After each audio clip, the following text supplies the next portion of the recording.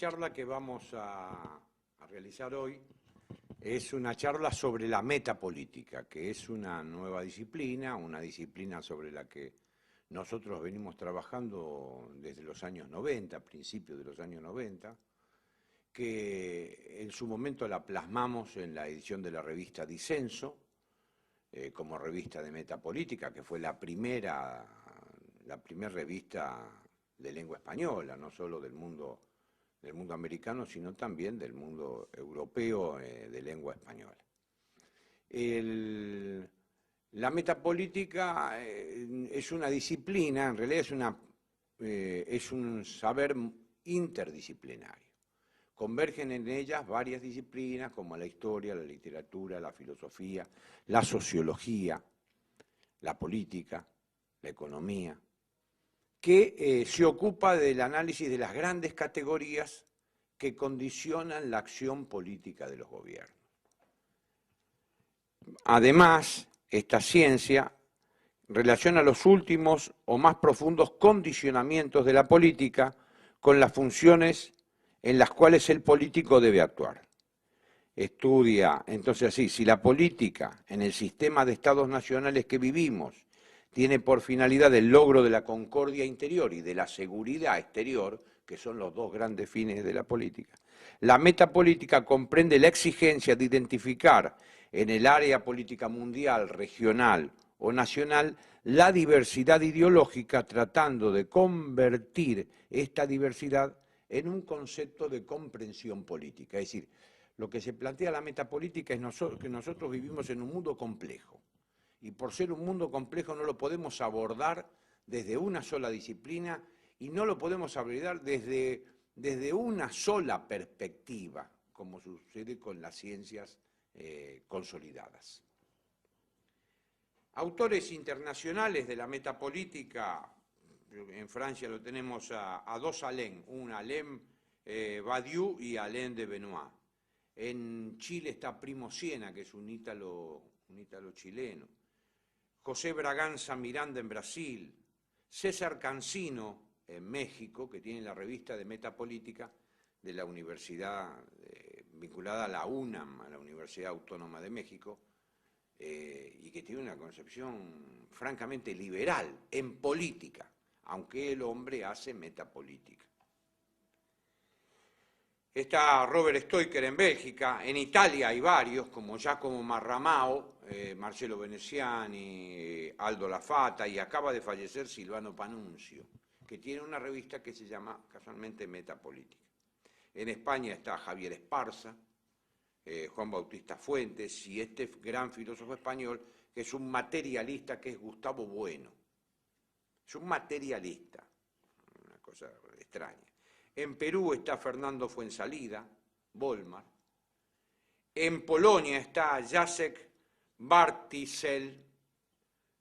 Y bueno, y acá en Argentina hemos trabajado nosotros con toda la gente del grupo Disenso, entre los que se cuentan politólogos como Horacio Cani, escritores como Abel Pose,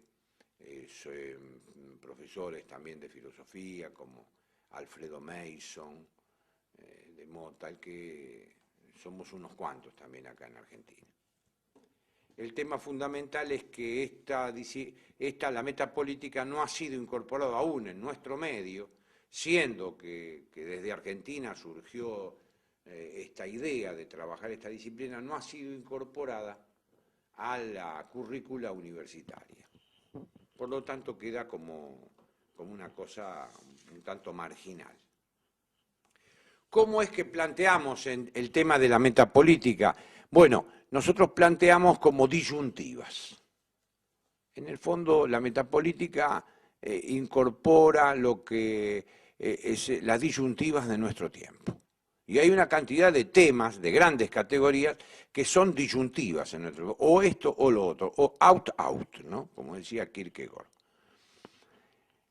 Yo lamento mucho que muchas veces gente que busca entender los problemas llaman autores, por ejemplo, a todos estos autores que forman parte de lo que se denomina el pensamiento complejo, como por ejemplo Edgar Morin, que en realidad lo que quieren hacer estos autores del pensamiento complejo es justificar justificar la existencia de la diversidad, pero no ponerle a la diversidad unidad, sino quedarse en la diversidad.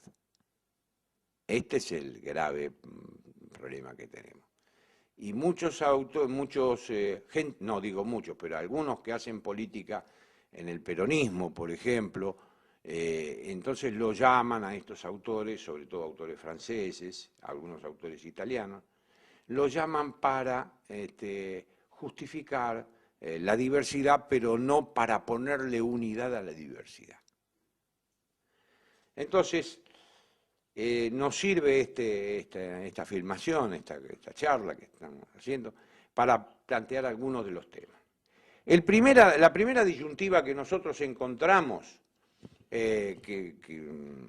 como mega categoría es la disyuntiva entre homogeneización e identidad. Esto que estamos viviendo nosotros hoy, ¿no? La homogeneización es producto de un discurso único y políticamente correcto, como el de la socialdemocracia europea. El mundo en general y Occidente en particular van gestando una idea única y homogénea de hombre y cultura, expresada a través de la idea de la democracia liberal y de la cultura del consumo. Bueno, esto es obvio, es una obviedad, por así decirlo. Esta homogeneización se produce cuando básicamente se van homogeneizando los espíritus. Es decir, nosotros nos hacen creer que vivimos en la diversidad, pero pensamos todos de la misma manera. Hay un pensamiento único, ¿no? El tema de la identidad lo planteamos tal como la concibe la ideología del igualitarismo, es que todos y en todos los aspectos somos iguales. Mientras que desde la metapolítica la identidad es pensada no como la de todos por igual, sino yendo al rescate de la diferencia. Es decir, cuando nos plantean el tema, el igualitarismo plantea el tema de la identidad, lo plantea el tema de todos por igual. Y en realidad nosotros los hombres somos diferentes, somos ontológicamente diferentes. Nuestras caras nos dicen que somos diferentes. Entonces la identidad se logra cuando yo establezco la diferencia, no cuando me establecen la diferencia. Lo difícil en el hombre es que el hombre establezca la diferencia. Que se la establezcan es muy fácil. Nosotros caemos, sobre todo en política, enseguida los que manejan la política nos establecen el enemigo. Ni si el enemigo es fulano, el enemigo es mecano, no, pero si no es enemigo mío. O ese no es mi enemigo. Entonces lo más difícil es establecer uno las diferencias. Ahora, ¿cómo se establece esta diferencia? Bueno, hay que distinguir fundamentalmente, como hacían los latinos, entre idem e ipse. Idem es lo que es igual, por eso se dice idem, idéntico, igual. Mientras que el ipse es el que se refiere a él mismo, a uno mismo. La identidad se da cuando uno mismo se fija su propia identidad y no cuando es una copia idéntica de otro. En general eso también se da en el orden psicológico, es decir, las personas se van diferenciando, los niños se diferencian de sus padres, por eso vienen todos los problemas de la adolescencia, cuando los hijos se separan de los padres y el varón lo discute al padre. ¿Y por qué? Porque el tipo quiere ser él, ¿no? Estos son temas estudiados por la psicología general, ¿no? Este sería el tema de la homogeneización. Entonces, es algo que lo vio, por ejemplo, un filósofo como Heidegger, cuando decía que la homogeneización nos lleva a la existencia impropia. Esta existencia impropia, cuando decía que la homogeneización nos lleva a la existencia impropia. Esta existencia impropia se caracteriza por tres rasgos, decía él, en ser y tiempo. Se caracteriza primero por hablar, en la habladuría, sin decir que nada es verdadero ni nada es falso.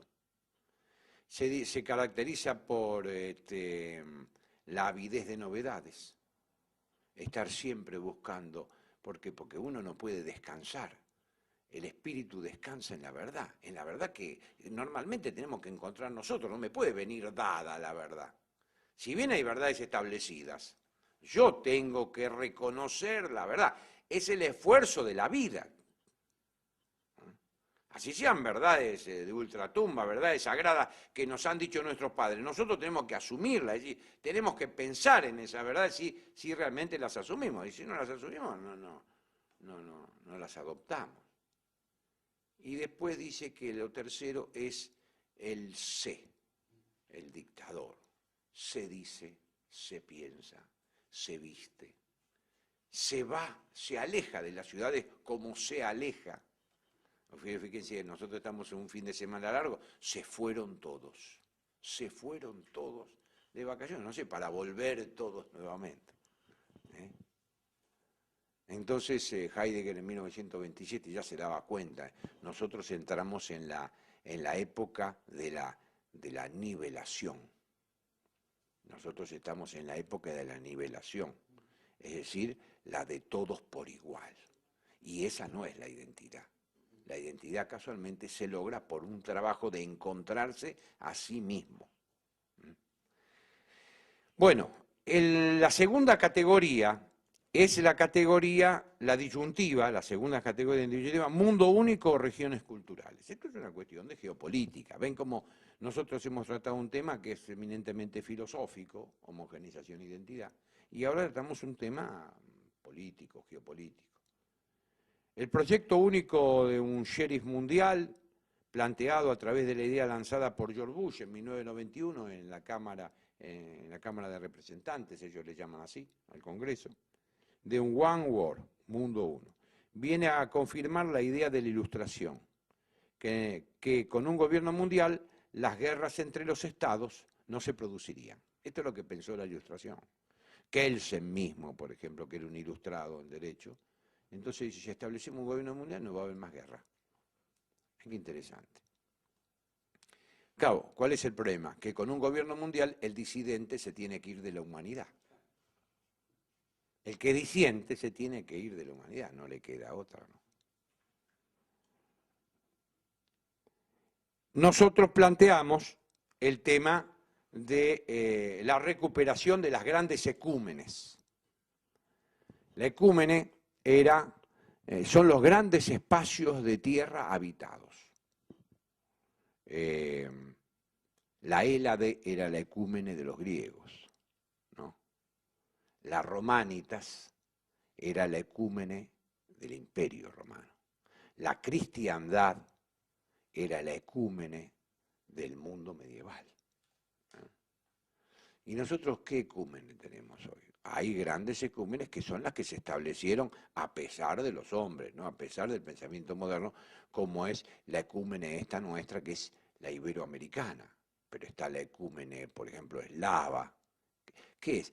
Es el lugar de tierra habitada por una cantidad de gente que comparte en parte la lengua, en parte la religión, los usos, costumbres, modos, maneras.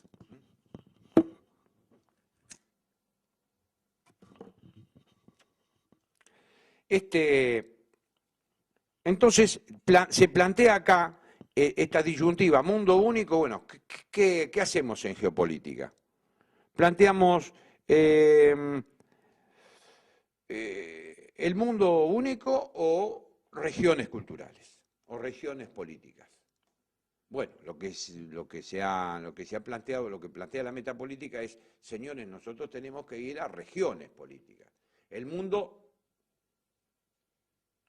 como decía un filósofo de la política, que era Carl Smith, el mundo siempre será más grande que los Estados Unidos. El mundo siempre será más grande que cualquier otro imperio mundial. Siempre fue más grande que Roma, siempre fue más grande que Grecia, siempre fue más grande que Francia, que España, que Inglaterra, ¿no? Entonces, el recuperar esta idea de regiones culturales, de ecúmenes, nosotros invalidamos inmediatamente la idea ilustrada de mundo como universo. El mundo ya no es un universo, sino que lo tenemos que pensar como un pluriverso. Muchas versiones del mundo. Y esta es la riqueza del mundo. Si el mundo fuera uno, estaríamos listos. Nosotros, sobre todo, ¿no? Nosotros estaríamos listos. ¿No? El mundo, nosotros tenemos que insistir que el mundo sean muchas versiones, pero no por un relativismo cultural. Relativismo cultural es aquel que dice, bueno, todo vale igual, todo vale lo mismo. No, no. Hay cosas que valen más, hay cosas que valen menos. Los valores son así, los valores son jerárquicos. Hay expresiones de ciertas culturas que valen más. Esto no quiere decir que uno sostenga, hay una cultura que es superior a la otra, no, no. Pero hay culturas que tienen expresiones culturales superiores a otras. No es lo mismo el que toca el bombo en una murga que el que toca en la filarmónica el bombo, ¿no? Es superior, jerárquicamente, eso es un valor superior, es un valor jerarquizado, es un valor mucho más alto. Que toca el bombo lo puedo tocar yo, que no soy músico, ni me entrené, ni nada por el estilo, ¿no? Como un pasatiempo, o como una cuestión política. Viene ahora otra disyuntiva, que es crisis, y nosotros decimos crisis o decadencia. Normalmente hoy se habla de crisis. Yo estaba escuchando estos días la radio y bueno, y todos hablan de crisis, estamos en crisis. En realidad, el término crisis viene a explicar los desaguisados de los gobiernos que no pueden resolver, ¿no? Hoy tenemos, por ejemplo, el gobierno argentino que en el presupuesto 2009 realizó solo el 6% de lo que propuso. Quiere decir que no ha hecho prácticamente nada. El 94% quedó sin realizar. Esto es gravísimo. Entonces, es pura sanata, ¿no? Bueno.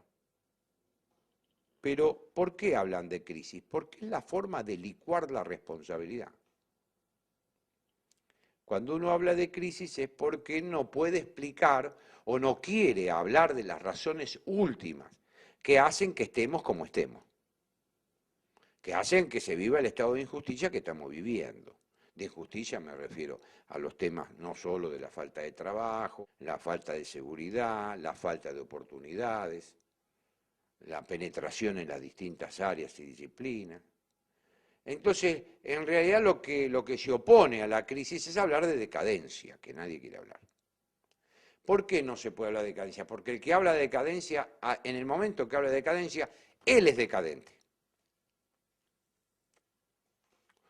No se puede hablar libremente de la decadencia, es una categoría de muy difícil acceso. ¿Por qué él es decadente? Yo estoy hablando de decadencia porque yo, con relación a los filósofos de hace 40 años, por ejemplo, la generación del 25, del 40, y yo soy un 4 de copas. ¿Por qué? Porque no produje lo que produjeron ellos.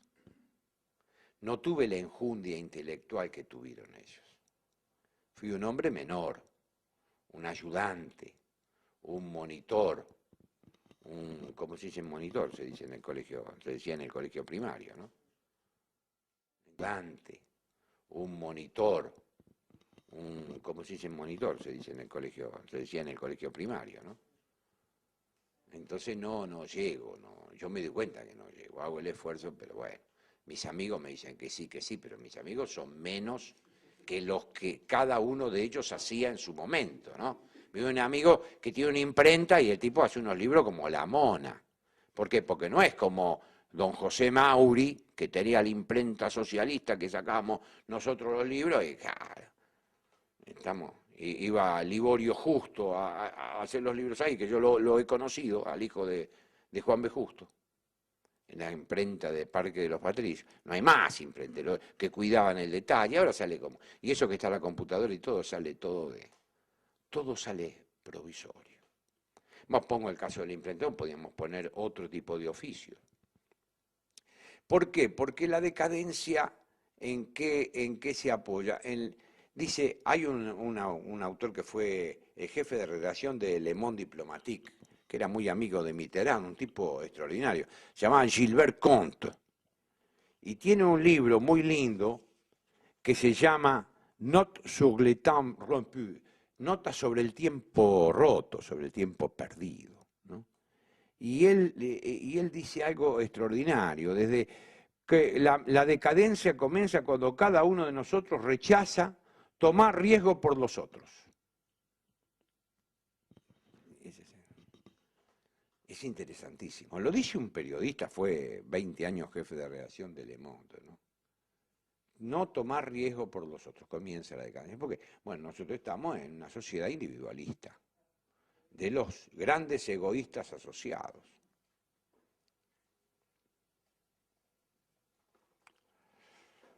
Y la decadencia a su vez tiene una ley fundamental.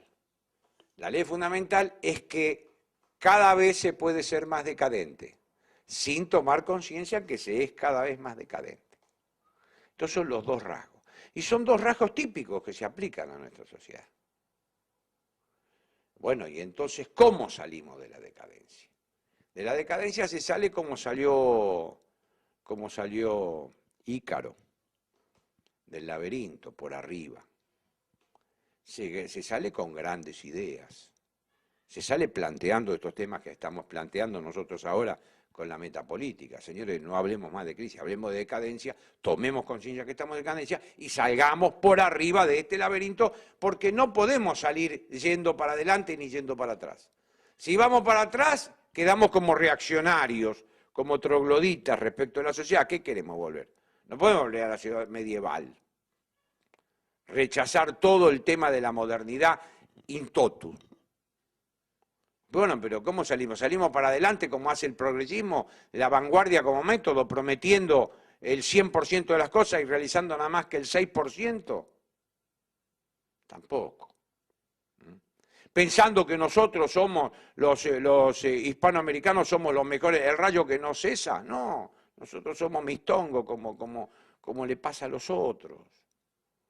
No somos ni tan español ni tan indio, ni tan europeo ni tan aborígenes. Bueno, esto es lo que hay que tomar conciencia. Ven ustedes cómo la metapolítica nos ayuda, eso creo yo, ¿no? Nos ayuda a manejarnos con este tema, que es un tema típicamente estratégico, ¿no?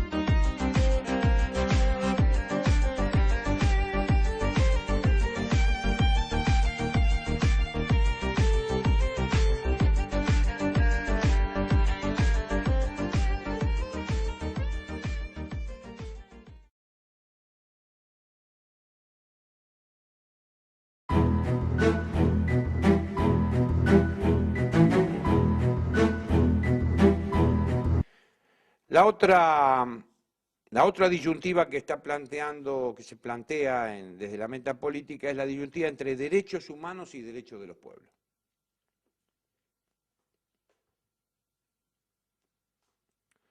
Nadie puede estar en contra en su sano juicio de los derechos humanos. Todos por ser humanos reclamamos derechos, reclamamos mucho más derechos que asumir obligaciones, pero reclamamos derechos. Y está muy bien que el ser humano tenga derechos, porque hubo épocas que no tuvo derechos. Los derechos humanos los establece básicamente las Naciones Unidas en la conferencia de 1948. Estos derechos humanos lo establecen, llaman una cantidad de pensadores, de intelectuales, de científicos, y establecen un listado de derechos humanos. El primero de los derechos humanos es el derecho a la vida. No, el primero, si no tenemos derecho a la vida, no podemos ejercer el derecho. El segundo de los derechos humanos es el derecho al trabajo. Si no podemos trabajar, no nos podemos autoconstituir. Hay que tener trabajo no para tener plata, sino porque uno en el trabajo se constituye a sí mismo. El trabajo es fuente de virtud y de norma.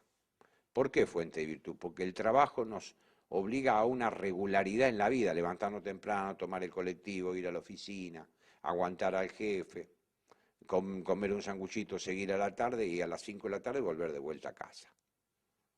Bueno, de casa al trabajo y del trabajo a casa, ¿no es cierto? Eso hasta eso ya crea virtud. No se dispersa el hombre todo el día, solo sin hacer nada. Es decir, crea virtud porque crea una repetición de actos. Cuando son los actos buenos son virtuosos. Cuando hay repetición de actos malos son vicios.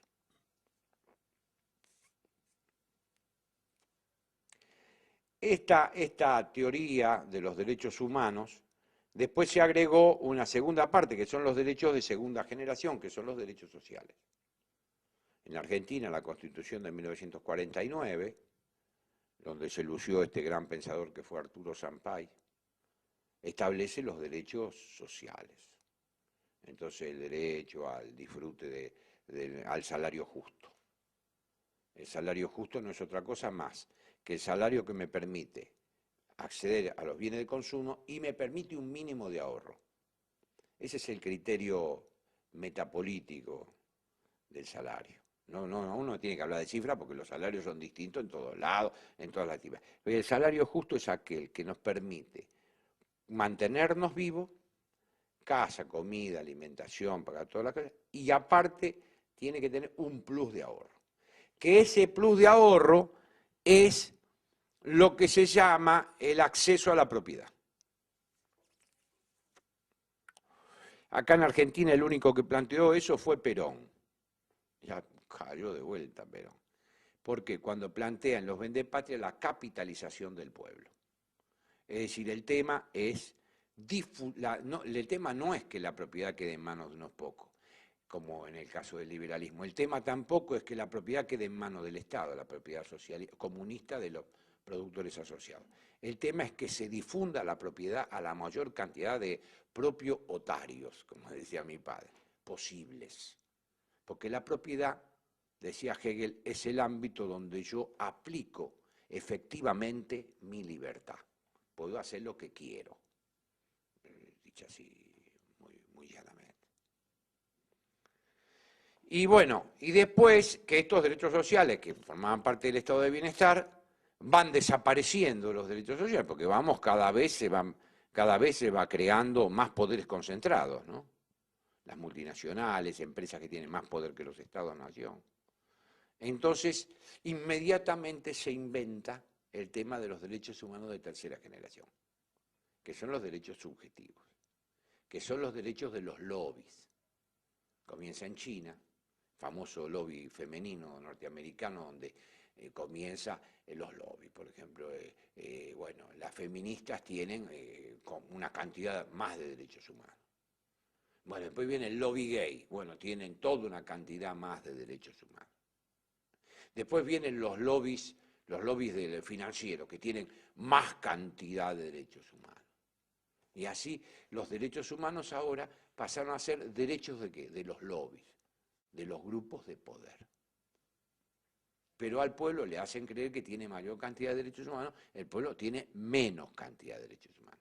En realidad lo lógico sería volver nuevamente sobre los pasos para recuperar algunos de los derechos sociales.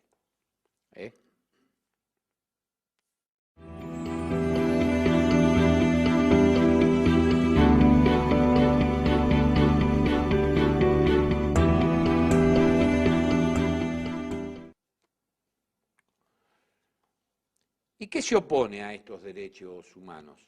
Se opone a algo que es fundamental, que es el derecho de los pueblos.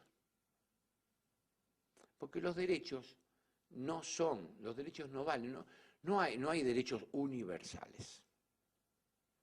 Sí, los derechos universales son los derechos inherentes a la naturaleza de la persona. Esos son universales. Todo hombre en el mundo que es animal, racional, tiene derecho a la vida, punto. Es un derecho universal. Pero los derechos tienen que encarnarse ¿en dónde? En las vivencias y experiencias de los pueblos. Y unos son los derechos del hombre de Brooklyn y otros son los derechos del hombre del medio de la selva en el Amazonas. Hay derechos distintos, diferentes. Es lo que se llama los derechos de los pueblos. Por eso lo que hay que recuperar son los derechos de los pueblos. Nosotros, los hombres, yo trato siempre de pensar en términos grandes, no pensar en términos de nación, de Estado-nación, en términos de Argentina, no, nosotros en Hispanoamérica o Iberoamérica, que es como se debe decir, ¿no?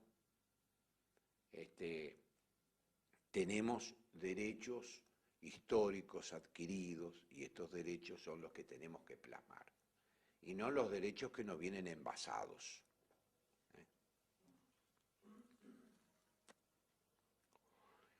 Va un párrafo aparte para, no sé si lo dijimos ya, para cómo nos llamamos, ¿no?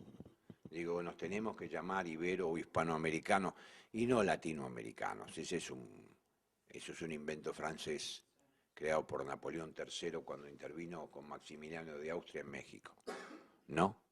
Y el general mexicano le dice, por favor, dice, no me mande más soldados para luchar por la latinité porque me están matando a todos los mexicanos. Mejor quédense. ¿Me entiendes? Es una carta famosa de un general mexicano. Luchaban, ¿por qué? Porque querían curarse en salud, intervenir en un gran negocio como era este mercado poderoso, que es el mercado de Iberoamérica, ¿no? Hoy tenemos casi 500 millones de habitantes. Es una cosa extraordinaria, es un poder geopolítico extraordinario. Bueno, es tema de otro análisis. La otra grandes categorías, la otra grande disyuntiva, categorías que condicionan, porque según sea la actitud que uno adopta en estas categorías, de esa manera va a ser la acción política. Por eso son grandes categorías que condicionan la acción política. Multiculturalismo o interculturalismo. Bueno, el multiculturalismo es una mega categoría cultural que privilegia a las minorías por el solo hecho de ser minorías, más allá de la verdad o falsedad que encierren dichas minorías.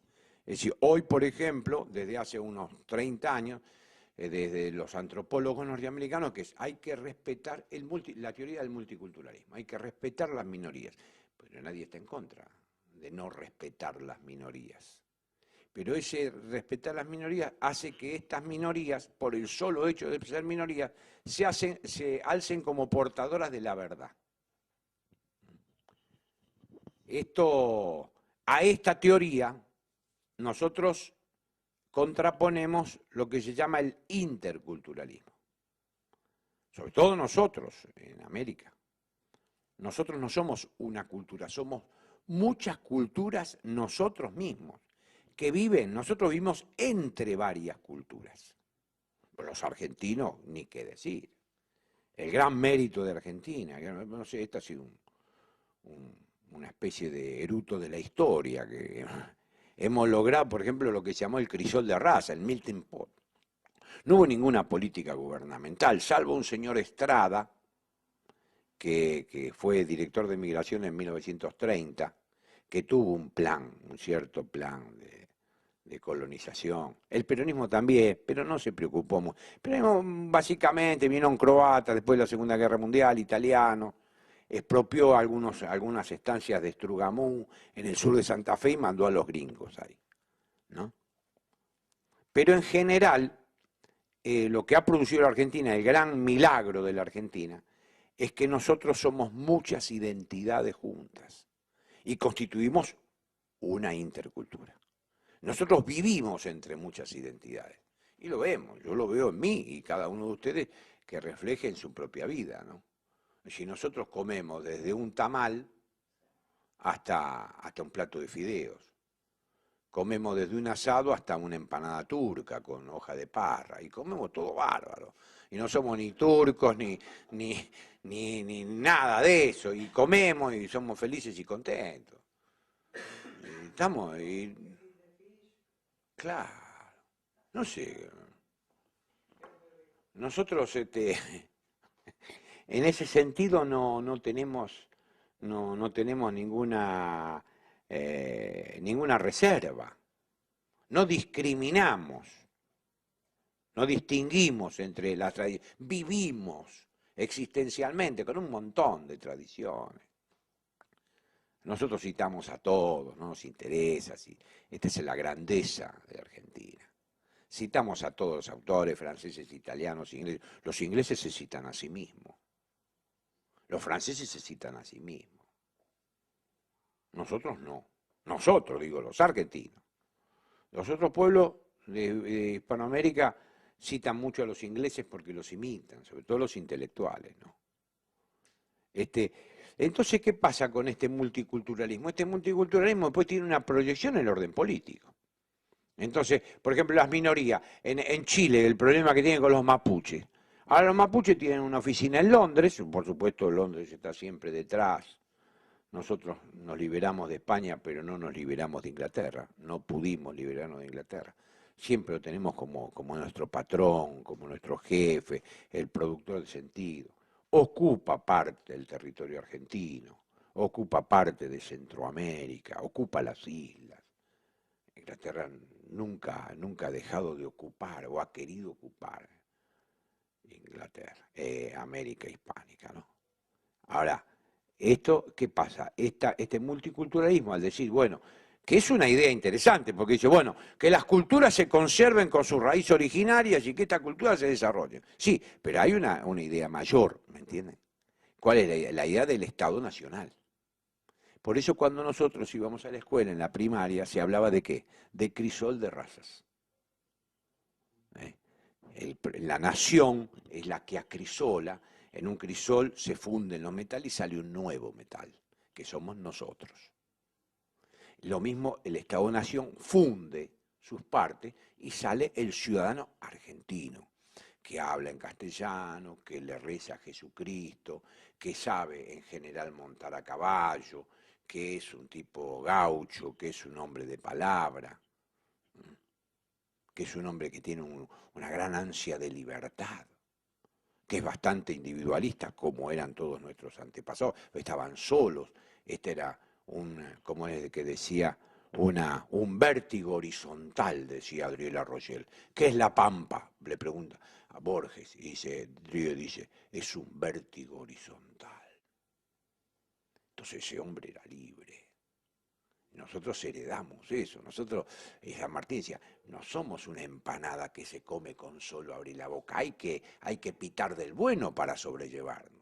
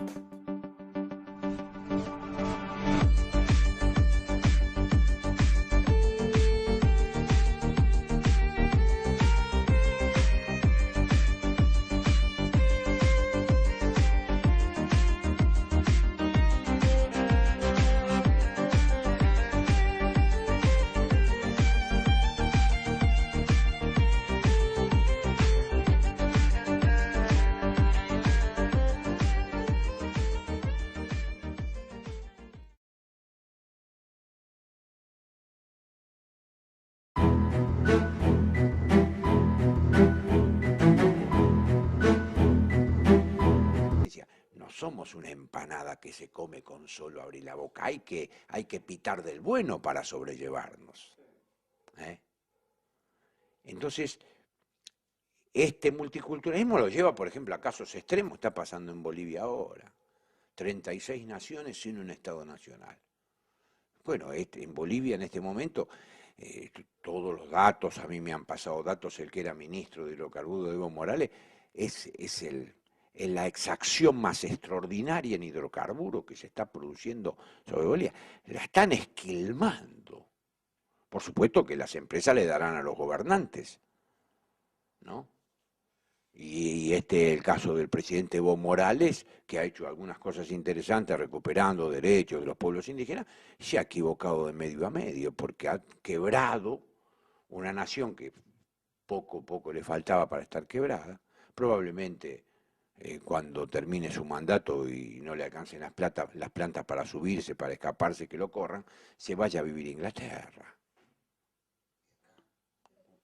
Y acá, bueno, pero no quiero hablar del tema local, porque si no, esto parece que hablamos de los temas parroquiales y este video lo ve mucha gente en muchas partes y yo estoy haciendo el esfuerzo de ser lo más universal posible.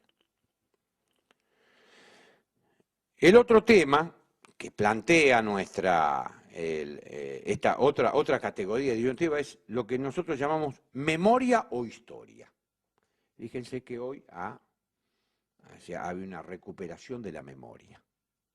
Está muy bien la memoria, pero la memoria siempre es personal. Nosotros sabemos que existimos. Yo sé que soy, desde que nací hasta ahora, porque tengo memoria. Me recuerdo de niño hasta ahora, recuerdo todas las etapas de mi vida. Entonces, la identidad mía, yo sé que existo como tal, porque tengo memoria de mí. Obviamente que tengo memoria de los acontecimientos que circundaron mi vida, pero la memoria es siempre subjetiva. Koselleck es el gran historiador. Entonces Koselleck dice, señores, no podemos hablar de memoria colectiva. Hay hechos colectivos que uno tiene memoria, pero la interpretación de esos hechos colectivos siempre está fundada en la subjetividad del que aprecia esos hechos. Seguramente que un pensamiento político o una corriente política, una ideología, tiene una memoria compartida. ¿No? Pero yo no puedo hacer, sobre la base de la memoria, no puedo hacer política. Yo tengo que hacer política a partir de qué? De la historia.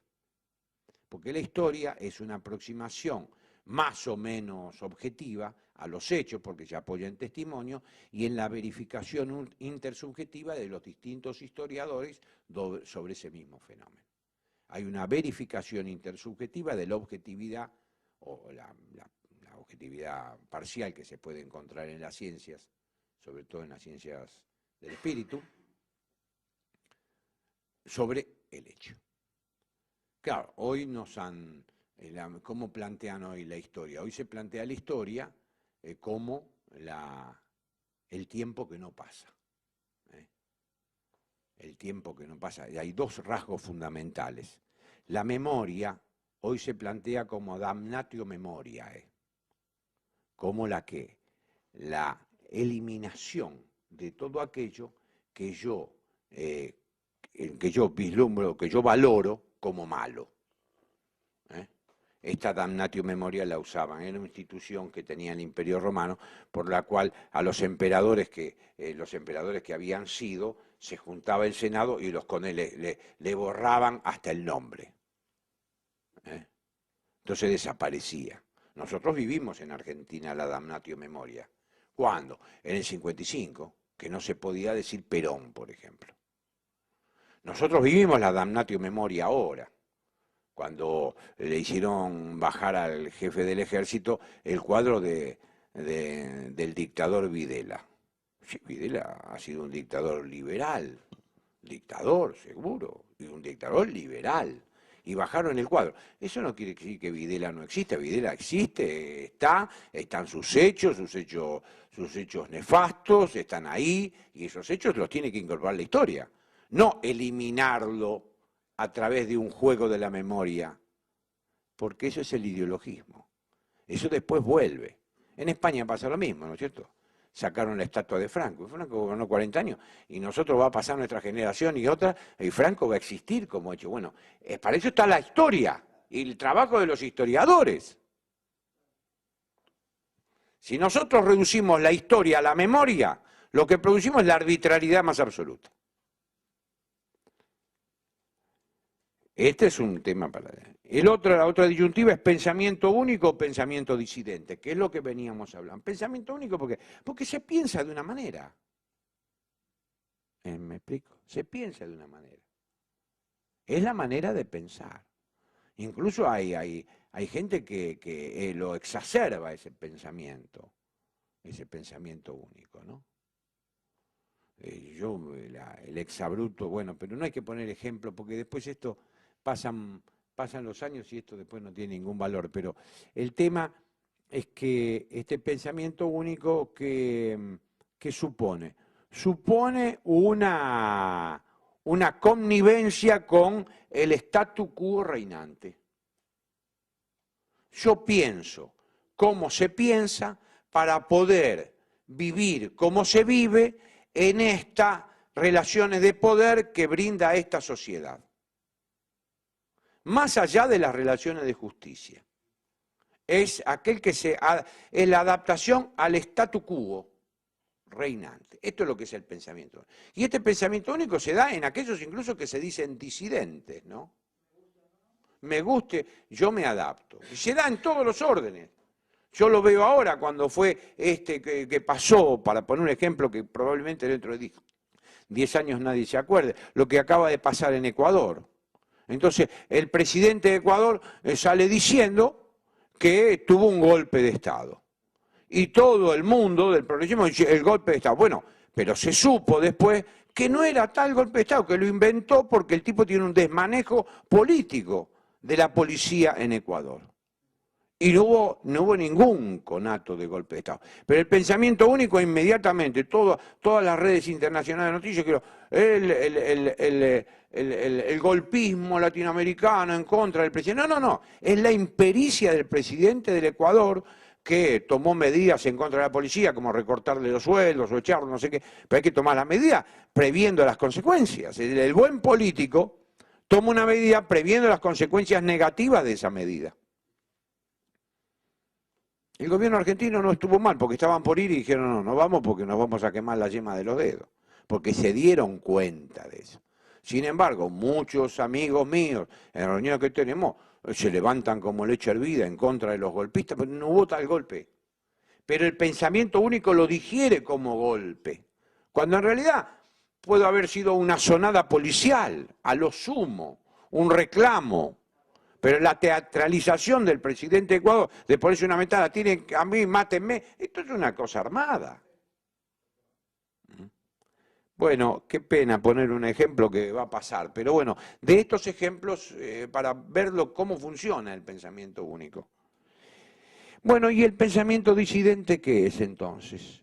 El pensamiento disidente es aquel que se presenta como una ruptura con la opinión. Yo lo que acabo de decir ahora sobre esto es una ruptura con la opinión pública, porque muy poca gente piensa así los acontecimientos de acá del Ecuador de 2010. Es una ruptura con la opinión. ¿Y quién plantea el pensamiento como ruptura con la opinión? Platón, porque la opinión no es otra cosa que afirmar o negar algo con miedo a equivocarse. Mientras cuando uno hace filosofía, hace metapolítica, hace ciencia, no tiene miedo a equivocarse, porque uno averigua a través de las causas. Conociendo las causas, tengo una explicación medianamente verosímil de lo que está ocurriendo. Fíjense que no le digo una explicación verdadera, verosímil. Porque la vida se mueve en el ámbito de la verosimilitud, de lo probable.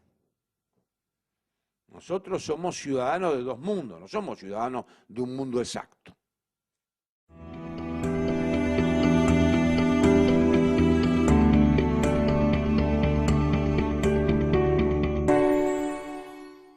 Nosotros somos ciudadanos de dos mundos, no somos ciudadanos de un mundo exacto. Este pensamiento disidente viene a sostener que otro mundo y otro orden es posible. Este pensamiento disidente se apoya en lo que nosotros hemos sostenido como uno de los rasgos, si alguna vez hemos pensado algo, que es la teoría del disenso. El disenso como método, ¿no? Que bueno, ahora lo vamos a tratar de explicar.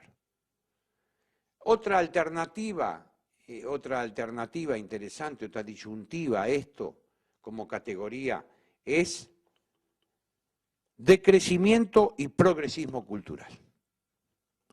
El progresismo es aquel que ha adoptado como método la vanguardia, siempre. El asunto es no parecer antiguos. Se apoya en la falsa idea de un progreso lineal de la historia. Este es el progresismo. Esto viene desde del abad Pierre, ¿no? El siglo XVII. Es decir, señores, se ve la idea del progreso constante y permanente. La historia es un avance, es la historia lineal. Esta historia lineal de avance permanente nosotros nos damos cuenta que no es así, que ha entrado en crisis. ¿Por qué? Porque se avanza en el orden tecnológico, pero se retrocede, por ejemplo, en el orden moral. ¿No? Nosotros avanzamos en el orden tecnológico. A mí me acaban de poner una rodilla de titanio, una operación extraordinaria tecnológicamente. Yo tendría que estar rengo caminando como los viejos en el campo que se bamboleaban. Bueno, es el avance tecnológico, pero en el mismo interín estamos logrando que haya un cuarto de la población mundial que se muere de hambre. O yo qué sé, en España leí hace poquito que tuvieron 700.000 abortos. Bueno, hermano, esto no lo se arregla más. No entremos en la polémica abortista. No, tenemos un país que tiene 700.000 abortos es porque está fallando, tiene una causa moral profunda. Porque una mujer queda afectada. Un hombre no tanto porque la que queda embarazada es la mujer. Pero a una mujer que sufre un aborto y sufre dos, ¿y si sufre tres? Claro. Y bueno, esto es una cosa. Y después, y por otra parte, la vida cuando nace. Porque los científicos pueden decir, bueno, es al quinto mes, al octavo mes, es indeterminado. Es como cuando llega la muerte, ¿no? Entonces es muy difícil establecer. Pero si uno tiene el criterio básico, fundamental, que es, bueno, desde la concepción la vida nace, aunque nazca 2 días después, 3 días, no sé cuánto, cómo será, científicamente, no sé si me explico.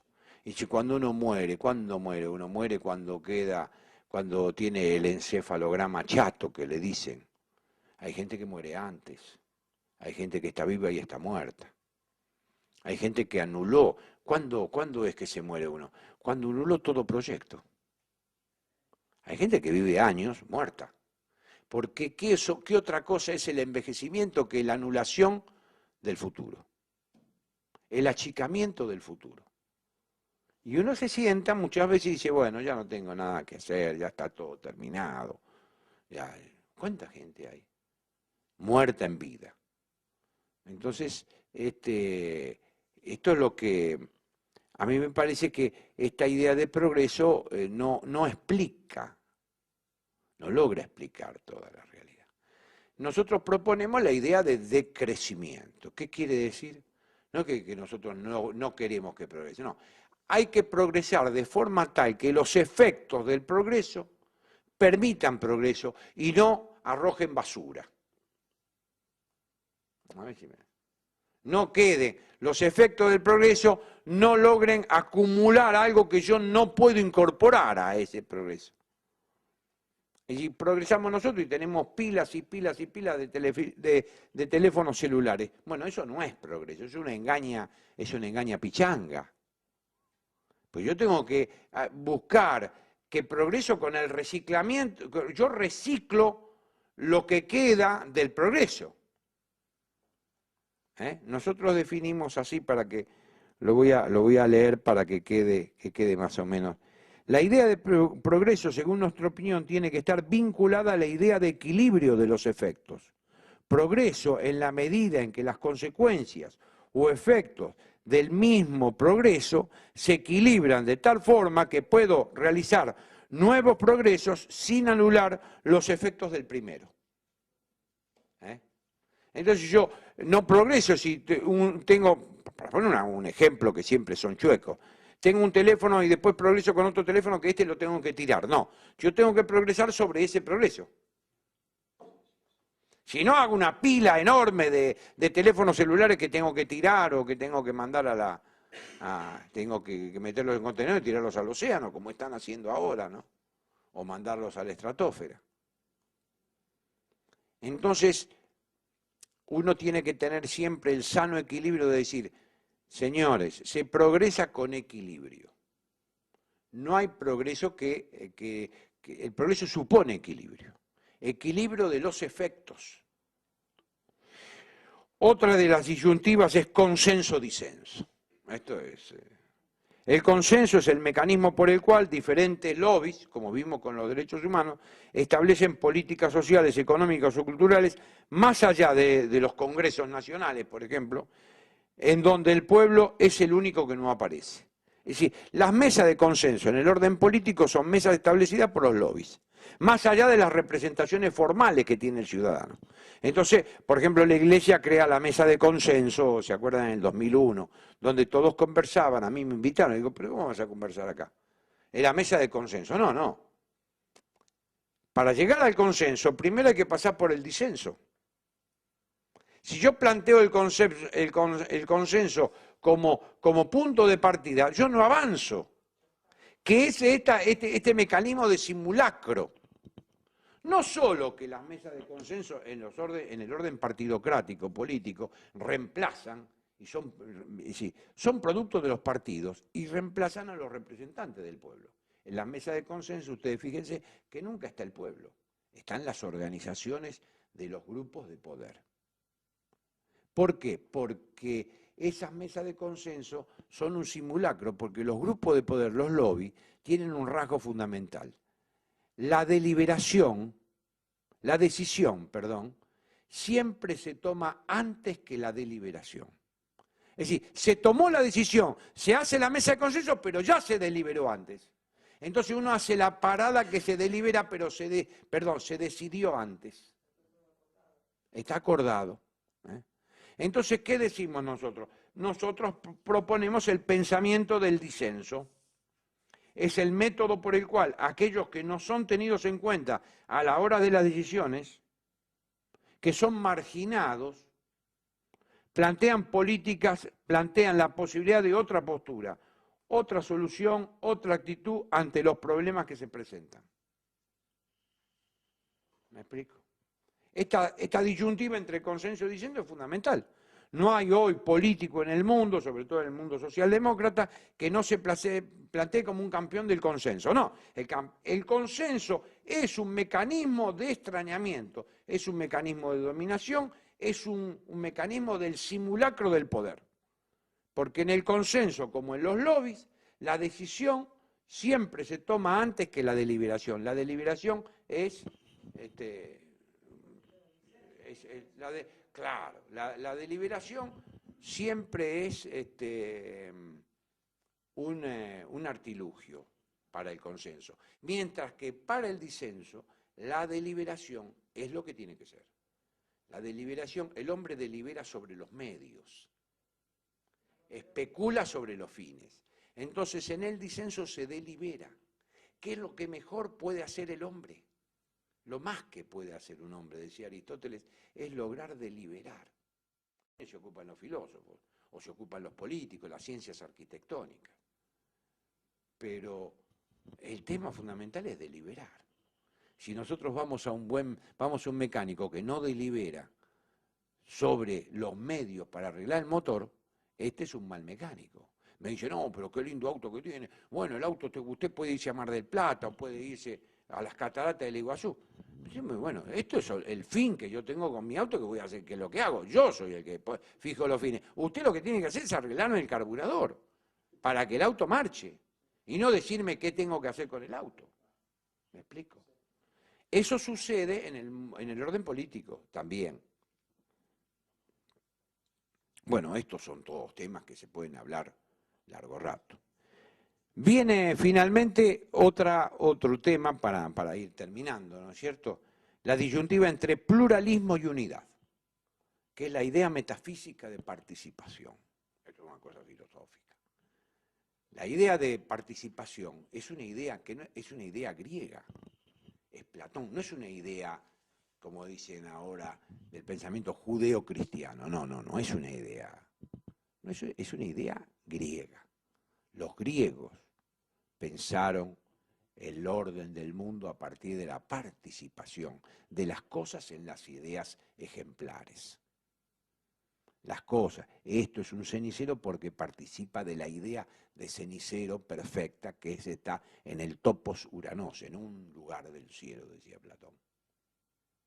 Entonces, cuando se participa de algo, las cosas son porque participan del ser. Eso después lo toma el mundo cristiano y entonces dice, ¿el hombre qué es? El hombre es porque es imagen de Dios, es decir, participa de Dios. El mensaje cristiano, los teólogos cristianos tomaron las categorías, el mundo categorial griego para explicar esos misterios terribles que no se podían explicar a través de la mentalidad judía, que carecía de la idea de participación, carecía de la idea de sustancia. ¿Me entienden? La diferencia que hay fundamental entre el Dios judío y el Dios de los cristianos es que el Dios judío es el Dios de temor y temblor, el de Abraham. El de Moisés, que es una zarza ardiente, no se ve, es un Dios que se vive como amenaza. Por supuesto que esto después lo traslada, el pensamiento judío lo traslada a la vida cotidiana y vive al no judío como una amenaza. Esto es natural. Ahora, ¿qué pasa con esta idea de participación? Esta idea de participación nos explica el ente, nos viene a explicar que los entes son porque participan del ser. Y esta idea de participación nos dice que nosotros, los hombres, no solo participar no es formar parte de algo, como una porción de pizza que forma parte de la pizza, no, es ser parte. Uno, vení, forma parte de este grupo. No, yo quiero ser parte de este grupo, como tantos grupos que se forman. Y entonces esta idea de participación, ¿a qué se le opone? Esta idea que es la participación es aquello que une lo uno con lo múltiple. Lo múltiple de los seres se une con lo uno de la participación. Explico la relación de lo uno y lo múltiple. Si yo elimino la idea de participación, ¿cuál es la idea que la reemplaza? La uniformidad. Pero la uniformidad como entendida, volvemos al tema, entonces la uniformidad, principio de masificación y extrañamiento.